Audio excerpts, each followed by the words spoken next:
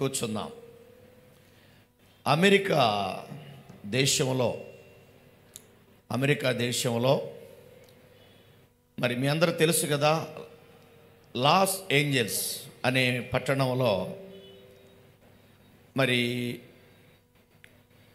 భయంకరంగా ఆ ప్రాంతం అంతా కూడా కాలిపోయింది.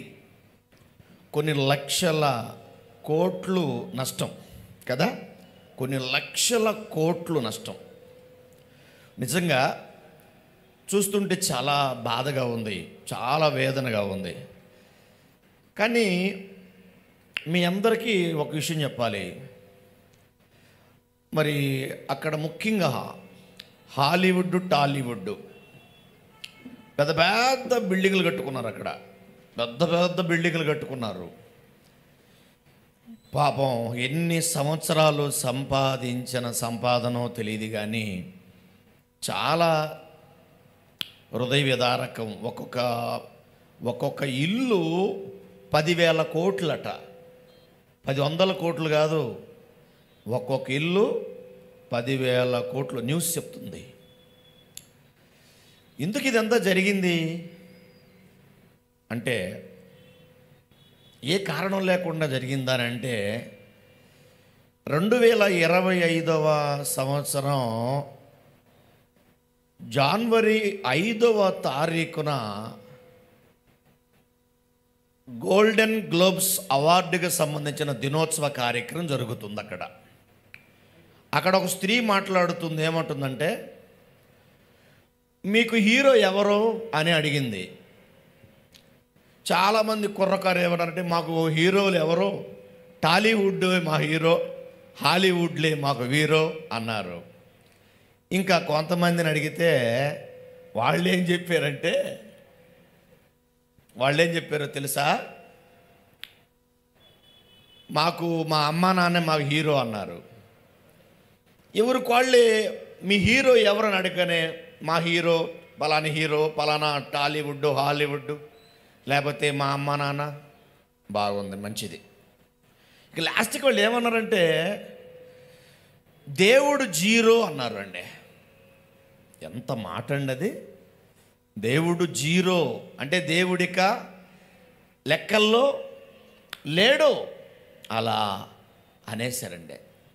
ఏమండి, దేవుడి సొమ్మును దిగమింగుతూ దేవుడిచ్చినటువంటి ప్రకృతిని ఆహ్లాదకరంగా అనుభవిస్తూ కదా, దేవుడిచ్చినటువంటి పీల్చుకునే ప్రాణవాయువు, వదిలేస్తున్నటువంటి ప్రాణవాయువుని అనుభవిస్తూ ఆయన సొమ్ము తింటూ ఆయన మీదనే మచ్చ తెచ్చే మాటలు మాట్లాడుతున్నారంటే దేవుడు జీరో అంటే దేవుడు ఎక్కడున్నాడంటే జీరోలో, అసలు దేవుడు లెక్కల్లో లేడు. ఏమండి, ఆ మాట అన్నందుకే ఇది తగలబడిందని కొందరు అంటున్నారండి. ఆ మాట అన్నందుకే లాస్ ఏంజల్స్ పట్టణం మొత్తం కూడా ఇప్పటికీ కాలుతుంది. పెద్ద పెద్ద ఫ్లైట్లతో, విమానాలతో నీళ్లు తీసుకొస్తున్నారు, పోస్తున్నారు, ఆర్పుతున్నారు. కానీ ఎంత ఆర్పినా కానీ ప్రయోజనం లేదు. వాళ్ళ సాయశక్తులో ప్రయత్నం చేస్తున్నారు. ఏమంటే, ముఖ్యంగా మీకు ఒక విషయం చెప్పాలా, ఆ నీళ్లు ఆర్పుతున్నటువంటి ఫైర్ ఫైటర్స్ ఎంత గొప్పవాళ్ళు అంటే, అమెరికాకు ఉన్నటువంటి ఫైర్ ఫైటర్స్ లాంటి వాళ్ళు ఏ దేశంలో కూడా లేరు. అటువంటి వాళ్ళ సైతమే కాలేక చేతులెత్తేసేసారు వాళ్ళు. ఏంటి భయంకరంగా అసలు అని ఈరోజు ఆశ్చర్యపోతున్నారు, బాధపడుతున్నారు. కొందరు లక్షల కోట్ల నష్టం, ఆస్తి నష్టం. ఏమండి, పెద్ద పెద్ద కార్లు అన్నీ విడిచిపెట్టి, మీకు వీలైతే 2 ఆరాధనలో ఇమేజ్ మీకు చూపిస్తాడు తర్వాత, అన్నీ విడిచిపెట్టి కట్టుబట్టలతోటి పరిగెడుతున్నారండి. కట్టుబట్టలతోటి పరిగెడుతున్నారు. ఒకటే వేదన, దుఃఖం, బాధ. చూస్తుంటే మనకు కూడా బాధగానే ఉంది వాస్తవంగా. ఎందుకంటే ఎవరిదైనా ప్రాణమే కదండి. ఎందుకంటే ఇంత ఘోరంగా జరిగిందంటే అధికారుల వల్ల కాలేదు, మంత్రుల వల్ల కాదు, అమెరికా ప్రెసిడెంట్ లాంటి వాళ్ళ వల్లే కాలేదంటే ఆడినటువంటి గొప్ప గొప్ప మిలిటరీ దళాలు, అమెరికాకు ఉన్నటువంటి మిలిటరీ దళాలు ఎవరైనా ఉన్నారండి? ఎక్కడ ఉన్నారండి? వాళ్ళు చిన్ననాటి నుంచే వాళ్ళు యుద్ధ నైపుణ్యత నేర్చుకున్న వాళ్ళు. అటువంటి వాళ్ళు వల్ల కావటం లేదు. అంటే చాలామంది ఏమన్నారంటే దేవుడు జీరో అన్నందుకు అయ్యిందని అని అలా జరిగింది అంటున్నారు. నేనేమంటానంటే దేవుడు జీరో అన్నందుకే కాదండి, వాళ్ళు దేవుడు జీరో అన్నందుకే కాదు, వాళ్ళు దేవుడు జీరో, దేవుడు లెక్కల్లో లేడు అని అక్కడ అన్నారు అంటే దాని వెనక ఆ టాలీవుడ్లో హాలీవుడ్లో దేవుడికి ఎంత విలువ ఉందో దాన్ని బట్టి మనకు అర్థమవుతుంది. విలువ ఉందా దేవుడికి? అక్కడ విలువ లేదు దేవుడికి.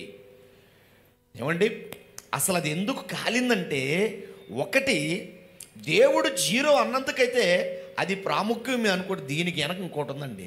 అసలు ఆ అమెరికా దేశంలో పాపము మంచినీళ్ళు తాగినట్టుగా తాగుతున్నారు. భయంకరమైన వ్యభిచారం అండి, భయంకరమైన వ్యభిచారం అండి. అసలు విచ్చలవిడిగా ఆ పట్టణాల్లో ఉన్న వాళ్ళు దేవుడు భయం లేకుండా బ్రతుకుతున్నారు. దేవుడు భయం లేదు వారికి, దేవుడు భయం లేదు. ఒక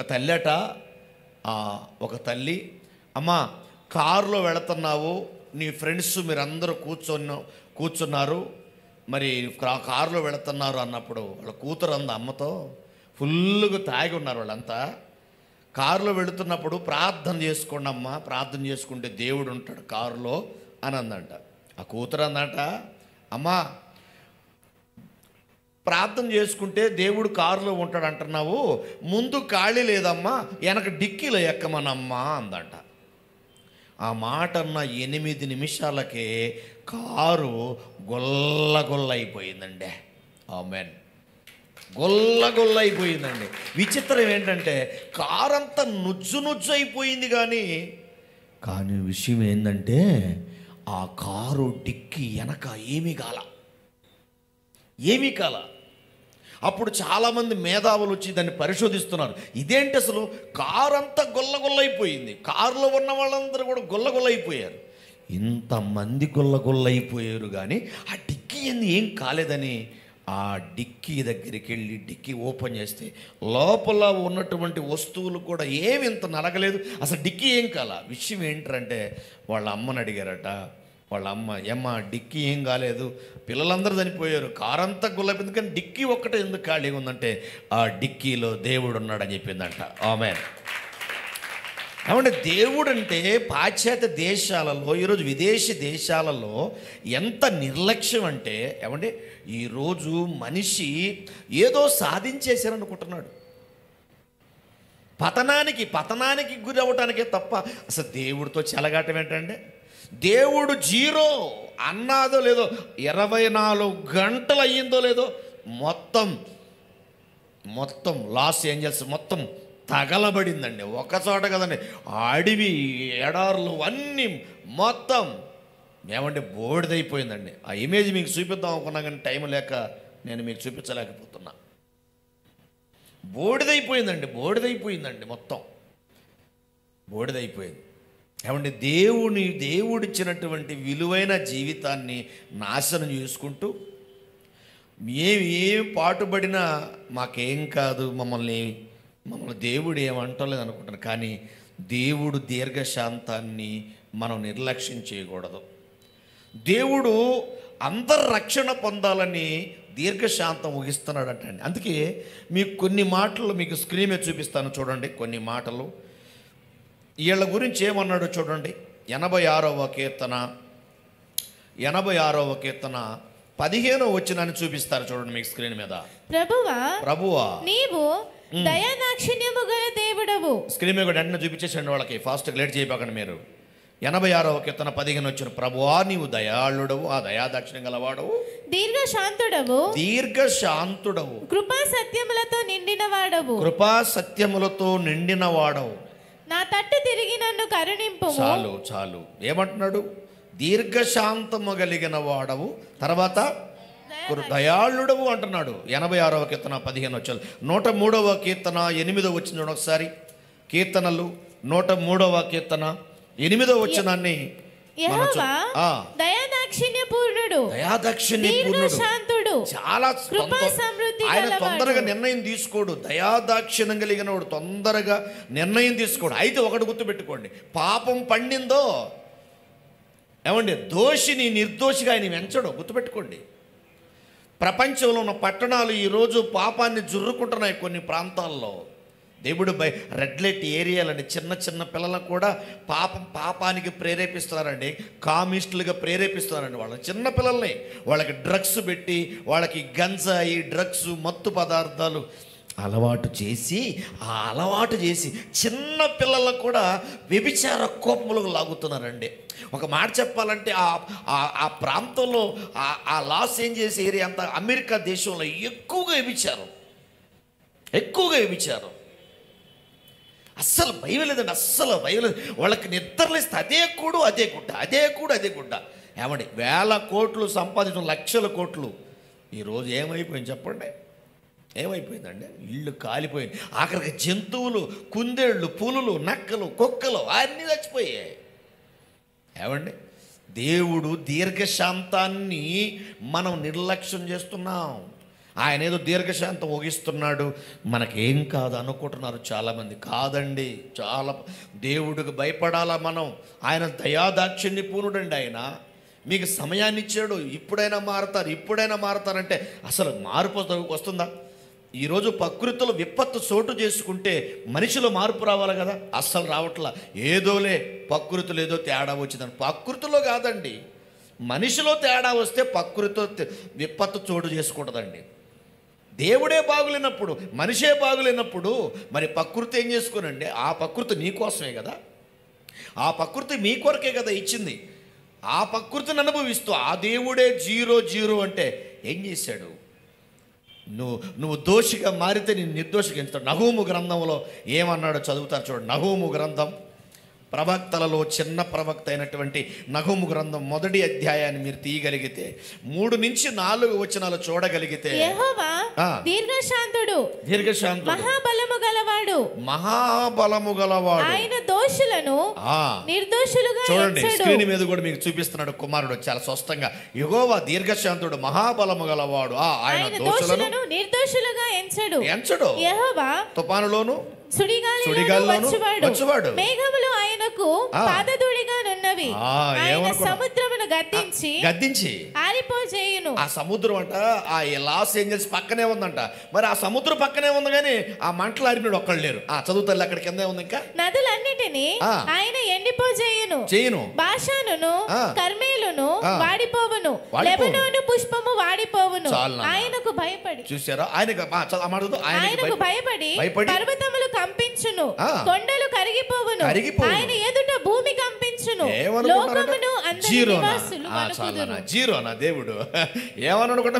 రోమిలకు రాసిన పత్రిక 2వ అధ్యాయం, రోమిలకు రాసిన పత్రిక 2వ అధ్యాయము 4వ వచనం చూడండి ఒకసారి. ఏముంది అక్కడ? దేవుని అనుగ్రహము మారుమనసు పొందుటకు, 2వ అధ్యాయము రోమిలకు రాసిన 2వ అధ్యాయం 4వ వచనం, నిన్నే ప్రేరేపించుచున్నదని ఎరుగక ఆయన అనుగ్రహ ఐశ్వర్యమును సహనమును దీర్ఘశాంతమును తృణీకరిస్తావా? నువ్వు కాఠిన్యమును చాలు. ఆయన దీర్ఘశాంతాన్ని మీరు తృణీకరిస్తున్నారా? అస్సలు ఊరుకోడు. దోషిని నిర్దోషిగా ఎంచడు. లాస్ ఏంజెల్స్లో పట్టణం తగలబడిందంటే వాడు ఎవడో కక్షతో పెట్టాడని ఎట్లా ఇంకొకడి మీద నేరం మోపుతున్నారు. కాదు, అది సైతాన్ చేసే పని. అసలు దీనికి కారణం దేవుడే తెలుసా? దీనికి కారణం వాడు అన్నాడు, యెహోవా దేవుడు సైకో, అమెరికా దేవుడు యెహోవా దేవుడు కాబట్టి సైకో, అందుకే వేసాడు. మన ఇండియాలో దేవుడు అలా చేయడు అన్నాడు. అరే బుద్ధిమాలినోడా, కామెంట్ పెట్టడానికి కూడా బుద్ధి ఉండాలి నీకు. ఇండియాకి ఒక దేవుడు, అమెరికా ఒక దేవుడు, ఇరాన్, జపాన్, లండన్కి ఒక దేవుడు, అవుట్ ఆఫ్ కంట్రీస్కి ఇట్లా పాకిస్తాన్కి ఒక దేవుడు ఉన్నాడు రా. దేవుడు ఒక్కడే. ఆ దేవుడే కన్నెర చేశాడు. ఏ దేశమైతే విశ్వాసఘాతకమై ఉన్నదో, ఏ దేశమైతే విశ్వాసఘాతకమైన ఆ దృష్టికి పాపము చేసినదో దానికి నేను విరోధిని అన్నాడు. దేవుడు ఊరుకుండా కొనవా? నీ మాటలు బట్టి ఆయన స్థలాన్ని పత్రుకున్నావా? నీకు సమయం ఇచ్చాడు, నీకు కాలాన్ని ఇచ్చాడు, విలువిచ్చాడు. నువ్వు దాన్ని ఉపయోగించుకోవాలి. ఆయన దీర్ఘశాంతాన్ని నువ్వు అలుసుగా తీసుకుంటే, ఆయన దీర్ఘశాంతాన్ని నువ్వు అది రక్షణ పొందడానికి, మార్పు పొందడానికి నువ్వు విలువ ఇవ్వకుండా ఆయన దీర్ఘశాంతం అలుసుగా తీసుకుంటే నేను నిర్దోషిగా ఎంచుతాడా? అందుకన్నాడు ఆయన దోషులను నిర్దోషులుగా ఆయన ఎప్పుడు కూడా ఎంచడు. ఆయనకు తెలుసు. ఆయనకు తెలుసు. ఆయనకి ఏమన్నాడు చూడండి. ఇప్పుడు తిమోతి రాసిన మొదటి పత్రిక చూద్దాం ఒకసారి. తిమోతి రాసిన మొదటి పత్రిక 1వ అధ్యాయము 16వ వచనంలో కూడా ఏమో రాస్తున్నాడు చూడండి. అక్కడ ఆయనను నిత్య జీవము నిమిత్తము చదవండి. ఆయనను విశ్వసింపబోరు వారికి, తనను విశ్వసింపబో వారికి నేను మాదిరిగా ఉండులాగున యేసుక్రీస్తు తన పూర్ణమైన దీర్ఘ శాంతమును ఆ ప్రధాన పాపినైన నాయందు కరుణింపు పరచునట్లు నేను కనికరింపబడింది. అంటే ప్రధాన పాపిని కూడా ప్రభు ప్రేమిస్తాడు. మరి లా చేంజ్ చేస్తే ఎందుకు ప్రేమిస్తాడు దేవుడు అంటే ప్రధాన పాపుల కంటే కూడా ఎక్కువ పాపం జరిగింది అక్కడ. ఆమెన్. అది మీనింగ్ ఇక్కడ. అపోస్తలుడైన పౌలు గారు ఇక్కడ ఎందుకన్నాడు ఈ మాట? ప్రధాన పాపిన నన్ను కూడా కరుణించాడు. అంటే పౌలు గారు ఎవరు అసలు? ఆడవాళ్ళు సిగల పట్టుకొని లాక్కొని అనేక మందిని చంపినోడు. స్టెఫను చంపుతుంటే రాళ్ళతో కొడుతుంటే ఆయన బట్టలు పట్టుకొని అక్కడే కాపలా ఉన్నటువంటి వ్యక్తి ఈ స్టెఫను, ఈ అపోస్తలుడైన పౌలు గారు. అటువంటి పౌలు గారినే దేవుడు క్షమించి దమస్కో పట్టణం మీద దేవుడు అనగా యేసుక్రీస్తు ప్రభుల వారు క్షమించి అతను దర్శనమిచ్చి దేవుని సేవకుడుగా మార్చుకున్నాడు. ప్రధాన పాపిన నన్ను కూడా ఆయన కనికరించి అని అంటున్నాడు. ప్రధాన పాపులను కూడా ఆయన ప్రేమిస్తాడు. మరి లాస్ ఏంజల్స్లో ఎందుకు ఆయన ప్రేమించాడు మంచి జీవితాన్ని ఇచ్చాడు, ఉన్నతమైన జీవితం. ఆ జీవితాన్ని తమ స్వార్థాల కొరకు క్లబ్బుల్లో బారుల్లో పబ్బాలు గడుపుకుంటూ దేవుణ్ణి 0 అంటే నిన్ను 0 పెట్టడా? ఇప్పుడు చెప్పు. దేవుడు 0 అన్నాడు. 0 అంటే ఇంగ్లీషులో 0, తెలుగులో ఏమంటుందని 0 అంటారు. దాన్ని ఇప్పుడు ఏమంటదని 0. ఇప్పుడు నీ జీవితం ఏమైంది? 0 కొట్టిన సమాధుల్లాగా మార్చేశాడు. దేవుడికి భయపడాలి. ఏ దేశమైనా గుర్తుపెట్టుకోండి, ఏ దేశమైనా దేవుడికి భయపడి తీరాలి. ఆయన దీర్ఘశాంతాన్ని, ఆయన దయాళత్వాన్ని, ఆయన మంచితనాన్ని ఎవరు అలుసుగా తీసుకోవడానికి వీలు లేదు. ప్రేమైన దేవుని పిల్ల, ఎవరి మీద కోపం కాదండి, మనసు మార్చుకోవాలి. ఈరోజు కొన్ని పట్టణాలు, కొన్ని రాష్ట్రాలు, కొన్ని జిల్లాల్లో, కొన్ని ప్రాంతాలలో భయంకరమైన పాపం జరుగుతుంది. భయంకరమైన సెక్స్ వర్క్ జరుగుతుంది. రెడ్ లైట్ ఏరియాలు జరుగుతూ ఉన్నాయి. అక్రమ సంబంధాలు, భయంకరమైన పాపం జుర్రుకుంటున్నారు పాపాన్ని. ఈరోజు మాకేం కాదులే, దేవుడు అసలు లేడనుకుంటున్నాడు. దేవుడు లేడా? దేవుడు లేకపోతే లాస్ ఏంజల్స్లో అది అంతా మొదలుపెట్టింది ఎవరు అనుకున్నావు? దేవుడు తెలియకుండా జరిగిందా? మరి నువ్వు ఆర్పుతున్నావు, నీ వల్ల అయిందా? ఎంతమంది ఆర్పినా అది మనిషి పెట్టింది అయితే ఆర్పగలవు.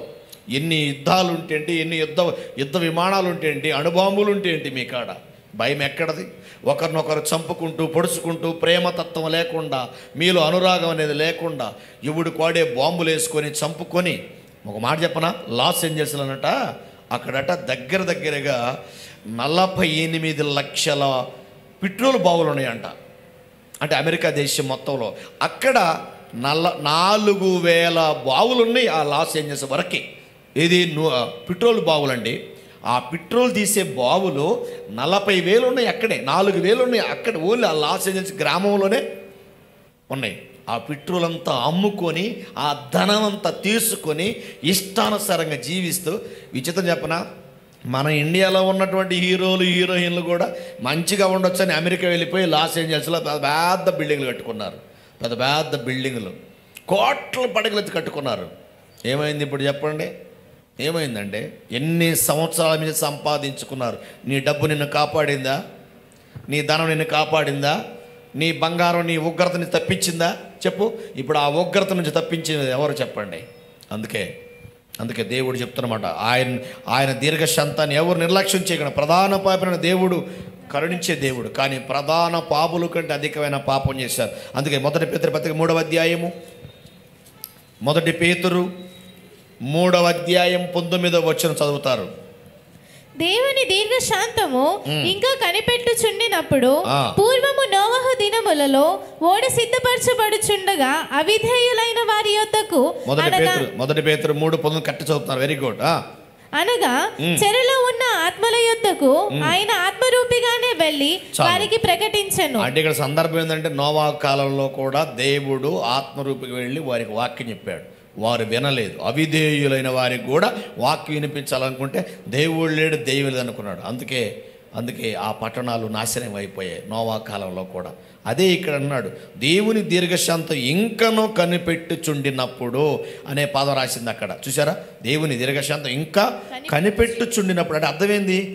అంటే ఆయన దీర్ఘశాంతంతో కనిపెడతా ఉన్నాడు నిన్ను, కానీ నువ్వేం చేసావు? ఆ దీర్ఘశాంతాన్ని నిర్లక్ష్యం చేసావు. అందుకే ఇప్పుడు మొత్తం తగలబడిపోయింది, బూడిదే. ఆ ఇమేజ్ చూస్తుంటే అబ్బా అబ్బా రాత్రి నేను అవన్నీ భయంకరంగా అంతా బూడిదని చరిత్రలో ఎన్నడూ లేదండి ఆ విధంగా. ఏమండి, ఆ సొదొమ గొమొర్రా పట్టణంలో అగ్ని గంధకాల పడ్డాయి విన్నాం, కానీ అసలు అది అది అది మన బైబిల్లో చదివాం అంతే, కానీ కళ్ళారా చూస్తున్నాం. ఇప్పుడు మనం కళ్ళారా చూస్తున్నాం మనం సొదొమ గొమొర్రా పట్టణంలో జరిగింది ఇప్పుడు. అందుకే బైబిల్లో ఒక మాట చూపిస్తామండి, మంచి మాట చూపిస్తా. దానియేలు గ్రంథం 4వ అధ్యాయము, దానియేలు గ్రంథం 4వ అధ్యాయం 30వ వచనంలో దేవుణ్ణి ఏమన్నాడు? జీరో అన్నాడు. అంతటి నుండి 30వ వచనం, 4వ అధ్యాయం 30వ వచనం నెబుకద్నెజరు ఏమో మాట్లాడు చూడండి. రాజు, బబులోనును ఈ మహా విశాల పట్టణమును నా బలాధికారమును నా ప్రభావ ఘనతను కనపరచుటకై నా రాజధాని నగరముగా నేను కట్టించినది కదా అని తనలో తాను అనుకొనెను. రాజు నోట ఈ మాట ఉండగా ఆకాశం నుండి ఒక శబ్దము వచ్చెను. అక్కడ వ్రేలు పెట్టు. ఎక్కడి నుంచి శబ్దం వచ్చింది? ఆకాశం. నా తర్వాత ఏం జరిగింది? ఏదనగా రాజుకు నెబుకద్నెజరు, ఇదే నీకు ప్రకటన, గుర్తుపెట్టుకో, నీ రాజ్యము నీ యొద్ద నుండి తొలగిపోయెను, తమ యొద్ద నుండి మనుషులు నిన్ను తరిమెదరు. నీవు అడవి జంతువుల మధ్య నివాసము చేయుచు పశువుల వలె గడ్డి మేసెదవు. సర్వోన్నతుడగు దేవుడు మానవుల రాజ్యము పైన అధికారి అయి ఉండి తానెవరికి దాన్ని అనుగ్రహింప నిశ్చయించెనో వానికి అనుగ్రహించునని నీవు తెలుసుకొను వరకు 7 కాలములో నీకు ఇలాగు జరుగునని చెప్పాను. ఎన్ని కాలాలు అంటే 7 సంవత్సరాల పశువుల గడ్డి మేసాడు. నెబుకద్నెజరు దేవుడు ఊరుకున్నాడా? ఊరుకోలే. ఎందుకు? దేవుడు జీరో లెక్క పెట్టాడు. దేవుడినేమో జీరో అనుకున్నాడు. ఈ బబులోను రాజధాని పట్టణం ఇదంతా కూడా నాదే, నా ప్రభావ ఘనత కోసం కట్టిందని చెప్పి అక్కడ మాట్లాడుతూ వచ్చాడు. అందుకే అపోస్తల కార్యాల్లో కూడా 12వ అధ్యాయం మీరు చూస్తే, అపోస్తల కార్యాల్లో 12వ అధ్యాయము 23వ వచనంలో హేరోదు రాజు గురించి రాస్తాం చూడండి. అతడు దేవుని మహిమపరచనందున అంటే అర్థం ఏంటంటే ఇక్కడ మాట చెప్తా. హేరోదు రాజు ఒక పెద్ద ఒక అగ్రపీఠ మీద కూర్చొని అతను మాట్లాడుతుంటే అబ్బా ఇది దైవ స్వరమే కానీ ఇది దేవుడి స్వరమే కానీ మానవ స్వరం కాదు చెప్పేసి వాడిని పొగిడినప్పుడు వాడు దేవుడిని స్తుతించాలి. అంతేకాదు, అంతకుముందు దైవజనులను యాకోబును కూడా కత్తితో నరికిచ్చాడు, చంపించాడు, పేతురు గారిని చెరసాల్లో పెట్టాడు. అందుకని దేవుడు గమనించి ఈ హేరోదు రాజు ఒక దూతను పంపించి ఏం చేశాడు చదివి చూడండి. వెంటనే ప్రభుదూత అతని మొత్తెను గనుక పురుగులు పడి ఆమేన్. అది చప్పట కూడా మనం పడదాం. పురుగులు పడి దేవుడు దీర్ఘశాంతాన్ని మనం నిర్లక్ష్యం చేయకూడదు. అందుకే ఇప్పుడు మేము చెప్తున్నా, దేవుడు నెబుకద్నెజరుని ఎడవలేదు, హేరోదు రాజును కూడా ఎడవలేదు, పురుగులు పట్టిపోయాడు. అందుకే మనం దేవుడికి భయపడాలి, దేవుడికి లోబడాలి, మన కుటుంబాలు దేవుడికి సమర్పించాలి, మన హృదయాలు దేవుడిని తెచ్చుకోవాలి. దేవుడు జీరో అంటావా? నెబుకద్నెజరు లాంటి వాడు దేవుడు జీరో అంటే 7 సంవత్సరాల పశువుల గడ్డి మేసి తెలుసుకొని మళ్ళీ అయ్యా నేనయ్యా జీరో, నువ్వు కదయ్యా జీరో అని పశ్చాత్తాపడి ప్రభుని స్తుతించాడు. దేవుణ్ణి స్తుతించకపోతే ఏ పట్టణమైనా పట్టే గతి అదే, లాస్ ఏంజల్స్ గతే పట్టిద్ది. గుర్తుపెట్టుకోండి, దేవుడే భయపెట్టాలని కాదు, దేవుడు ఇస్తున్నటువంటి ఈ లోకాన్ని అంతా అనుభవిస్తూ దేవుడి కోసం బతకపోతే ఎట్లా? దేవుడే లేడని బతికితే దేవుడు ఒప్పుకోడు. అందుకే బైబిల్లో రాయబడింది, పేతురు రాసిన 2వ పత్రిక 3వ అధ్యాయం 9వ వచ్చి చివరి మాట చూసుకొని ముగించేసుకుందాం. ఇంకా 2వ పేతురు 3వ అధ్యాయము 9వ వచనంలో మీ ఎడల దేవుడు ఎలా దీర్ఘశాంతం గలవాడని చూడొకసారి. కొందరు ఆలస్యమని ఎంచుకొనున్నట్లు ప్రభు తన వాగ్దానమును గూర్చి ఆలస్యము చేయవాడు కాడు గాని ఎవడును నశింపవలెనని నశించకూడదని అందరూ మారుమనస్సు పొందవలెనని కోరుతూ మీ ఎడల దీర్ఘశాంతము గలవాడై ఉన్నాడు. ఆమేన్. దేవుడు దీర్ఘశాంతుడు అండి. మీరు రక్షణ పొందాలని మీకు టైం ఇస్తున్నాడు. మీరు సినిమాలు తీసుకుంటూ ఎక్కడో క్లబ్బుల్లో బారుల్లో పబ్బాలు గడుపుకుంటూ అందరు పాపాలు చేసుకుంటూ ఎంతోమంది ఈరోజు కొందరు, అందరు కాదు కానీ కొందరు దేవుడు భయం లేకుండా పాపం చేస్తాం, దేవుడు విడిచిపెట్టడం. అందుకే మారు మనసు పొందాలని దేవుడు దీర్ఘశాంతం ముగించాడు. 2వ పేతురు పత్రిక 3వ అధ్యాయము 15వ వచనం చూద్దాం. 15వ వచనం. మరియు మన ప్రభువు యొక్క దీర్ఘశాంతము రక్షణార్థమైనదని ఎంచుకొనుడి. అది చాలు, రక్షణార్థమైనదని ఎంచుకోండి. God bless you. మీ అందరికీ వందనాలు. జాగ్రత్తగా మెసులుకోండి. కబడదార్, ఏ దేశం అయితే విశ్వాసఘాతకం అయ్యిందో దానికి నేను విరోధినని దేవుడు మాటిచ్చాడు. ఎవరు ఆయన ఉగ్రతను తప్పించుకోలేరు. ఆయన 2వ రాకలో రాబోతున్నాడు. ఆయన రాకముందు యేసుప్రభు మీ రక్షకుడు అంగీకరించండి, తీర్మానం చేసుకోండి. మీ కొరకు సిలువలో ప్రాణం పెట్టాడు, చనిపోయాడు, సమాధి చేయబడి తిరిగి లేచాడు, మృత్యుంజయుడై మరలా ఆయన తిరిగి మీ లోకానికి రాబోతున్నాడు. ఆయన రాబోయే ముందు యేసు ప్రభుని రక్షకుడుగా అంగీకరించి మీ హృదయాలు పరిశుభ్రపరచుకొని యథార్థంగా నీతిగా ఎదుటివారిని ప్రేమిస్తూ పొరుగువానికి పొరుగువాని ఏది ఆశించుకు నీకున్న దాంట్లో అనేకులు సహకారంగా మారాలని కోరుతూ ఈ మాటలు ముగిస్తున్నాను. May God bless you. Thank you. మీ అందరికీ ఒక మాట చెప్పాలి. మీ అందరికి కూడా లాస్ ఏంజల్స్లో ఒక్కటే ఇల్లు కాల్లా. ఆమెన్. దీనికి సపోర్ట్ కట్టుకోవడం ఒకటే ఇల్లు. కారణం ఆ దేవుణ్ణి నమ్ముకున్న ఇంట్లో ఉంది కాబట్టి, దేవుణ్ణి నమ్ముకున్నారు కాబట్టి ఆ ఇల్లు మాత్రం కాలేదు. కారణం దేవుణ్ణి. ఆడ చర్చి ఒకటి కనబడుతుంది, ఇల్లు ఒక్కటే కనబడుతుంది. ఈ రెండు మాత్రం కాల్చబడాల. మిగతా అన్నీ కొన్ని లక్షల ఎకరాలు, లక్షల కోట్లు, వేల ఎకరాలు తగలబడ్డాయి. అందుకే ఆ ఉగ్రతకు నువ్వు పోకూడదని నువ్వు రక్షణ పొంద దేవుడు చూస్తున్నాడు. ఆయన రెండవ రాకడ కొరకు కూడా మనం బతికుంటే ఆయన రాకడను ఎదుర్కోవడానికి మనం సిగ్గుపడకుండా పవిత్రులుగా ఆయన రాక కొరకు సిద్ధపడదాం. రక్షణ పొందండి. రక్షణ పొందిన వారు మీ రక్షణను యథార్థంగా ప్రభు సేవలో కొనసాగించండి. May God bless you. మీ అందరికీ వందనాలు. God bless you.